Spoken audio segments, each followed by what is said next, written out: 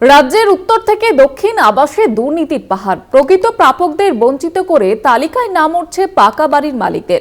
অভিযোগ নতুন নয়, আবাস দুর্নীতিকে কেন্দ্র করে তুঙ্গে রাজনৈতিক চর্চা। আমি আপনাদেরকে বলছি, যাদের ঘরের তালিকায় নাম আছে, সরকারি টাকা নিতে এক পয়সা কাউকে দিতে হয় না। আপনারা কাউকে একটা টাকা দেবেন না। যদি কোনো নেতা, কোনো মেম্বার, কোনো কি বলবো হুনু আপনাদেরকে বলে যে টাকা না দিলে ঘর পাবি না, আমার কাছে চলে যাবেন, ঘর পাইয়ে দেওয়ার দায়িত্ব আমার।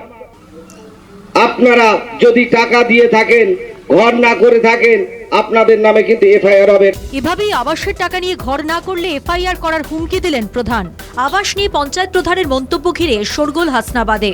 হাসনাবাদ ব্লকের ভেবিয়া গ্রাম পঞ্চায়েতের প্রধান অলিউল মণ্ডলের বক্তব্যের ভিডিও ভাইরাল, যদিও নিজের বক্তব্যের সাফাই দিয়েছেন প্রধান। এখন সর্বপ্রথম তালিকা প্রস্তুতের কাজ চলছে। তো আমার গ্রাম পঞ্চায়েতে আমি চাই যে এই সমস্ত দুর্নীতিগুলো যাতে না হয়, তারা সেই টাকাটা নিয়ে যাতে অন্যদিকে কোনো জায়গায় খরচ না করে ফেলে, যার ফলে তারা মাথার উপর ছাদটা তৈরি করে তাদের পরিবারকে নিয়ে যাতে সুখে শান্তিতে বাস করতে পারে, তার জন্য আমার এই কথা।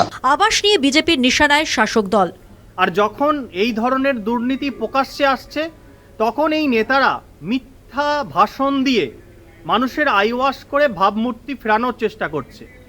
প্রশাসনের উচিত আবাস তালিকাটি একেবারেই ত্রুটিমুক্তভাবে করে যারা যোগ্য তাদেরকে ঘর পাইয়ে দেওয়ার ব্যবস্থা করা এবং কেন্দ্র সরকারের প্রকল্পকে বাস্তবে রূপ দিতে সহযোগিতা করে। আবাস যোজনা নিয়ে ব্যাপক দুর্নীতির অভিযোগ উঠল আলিপুরদুয়ার 2 নম্বর ব্লকে। তুরতুরি গ্রাম পঞ্চায়েতের অধীন নরপুর এলাকার বেশ কিছু মহিলা আবাস দুর্নীতির অভিযোগে আলিপুরদুয়ার 2 নম্বর ব্লকের বিডিওর কাছে অভিযোগ দায়ের করে। সার্ভের সঙ্গে যুক্ত ব্লক অফিসের কর্মী টাকা তুলছেন, এমন চাঞ্চল্যকর অভিযোগ ওঠে। ঝাড়গ্রামের মানিকপাড়াতে আবাস যোজনায় অনিয়ম ও বিভিন্ন অভিযোগ তুলে ক্ষোভে ফেটে পড়লেন গ্রামবাসীরা। ঝাড়গ্রাম ব্লক অফিস চত্বরে ক্ষোভ প্রকাশ এলাকাবাসীর। এলাকার বাসিন্দাদের অভিযোগ, আবাস যোজনায় যারা বাড়ি পাওয়ার যোগ্য তাদের তালিকায় নাম নেই, প্রকৃত মানুষের নাম নেই বলে অভিযোগ এলাকার বাসিন্দাদের। বাংলা আবাস যোজনা সার্ভে নিয়ে উত্তেজনা। গুপ্তিপাড়ায় প্রধান উপপ্রধানকে ঘিরে বিক্ষোভ গ্রামবাসীদের। বিশেষ গ্রাম সভা স্থগিত। বলাগড় ব্লকের 7টি পঞ্চায়েতে গ্রাম সভার মাধ্যমে আবাস যোজনা ঘরের তালিকা ঘোষণা করা হয়, যার মধ্যে গুপ্তিপাড়া 1 নম্বর পঞ্চায়েতে গ্রাম সভা চলাকালীন ক্ষোভে ফেটে পড়েন তালিকা থেকে বাদ পড়া গ্রামবাসীরা। দক্ষিণ 24 পরগনায় আবাস বিক্ষোভ অব্যাহত। প্রথম পর্বের সমীক্ষার পর সরকারিভাবে প্রকাশিত প্রথম তালিকায় প্রকৃতদের নাম বাদ দেওয়ার অভিযোগ ঘিরে ভেস্তে গেল গ্রাম সভার বৈঠক। নতুন করে সমীক্ষার আশ্বাস ব্লক প্রশাসনের। বিক্ষোভের মুখে পড়তে হলো সরকারি কর্মচারী থেকে তৃণমূল পরিচালিত পঞ্চায়েত উপপ্রধানকে।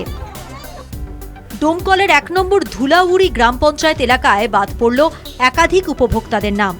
পাকা ঘর রয়েছে এমন নাম রয়েছে আবাস যোজনার ফাইনাল তালিকায়। এই অভিযোগ তুলে ক্ষোভ প্রকাশ ধুলাউড়িতে। ব্লক আধিকারিকরা সার্ভে করে আশ্বাসের পরেও ঘর না মেলায় ক্ষোভ। শুধু আবাসে বঞ্চিতরাই নয়, এবার আবাস বন্ধুরাও 3 দফা দাবিতে আলিপুরে দক্ষিণ 24 পরগনার জেলা শাসকের কার্যালয়ে ডেপুটেশন জমা দিল। আবাস বন্ধুদের স্থায়ীকরণ, মাসিক বেতন, বকেয়া টাকা ফিরে পাওয়ার দাবিতে ডেপুটেশন। কলকাতা টিভি।